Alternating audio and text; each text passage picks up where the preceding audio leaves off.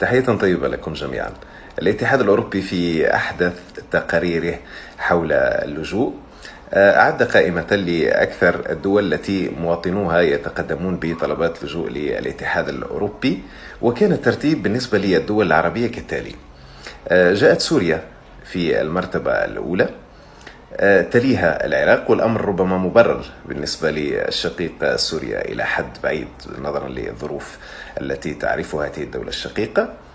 العراق رغم تحسن الظروف الأمنية والمعيشية إلى حد كبير، لكن لا يزال الأشقاء العراقيون يبحثون ربما عن ظروف أحسن وأفضل. المرتبة الثالثة كانت من نصيب سويسرا العرب، وصين إفريقيا، وتنين التنانين، وأرهب وأعظم وأروع وأجمل دولة في العالم، المغرب.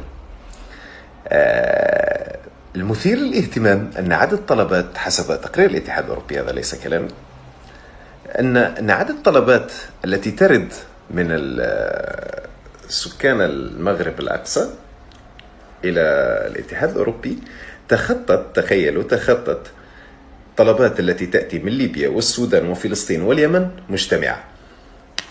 يعني دول تعاني من الحرب، دول تعاني من انشقاقات، انقسامات سياسية، دولة محتلة كفلسطين، ورغم ذلك المغاربة يصرون على اللجوء للاتحاد الأوروبي والهرب من الولايات المتحدة. فواضح بأن ظروف المعيشة في المغرب رائعة، ومحمد السادس بسم الله ما شاء الله واخذ باله من شعبه ومتهلي فيهم.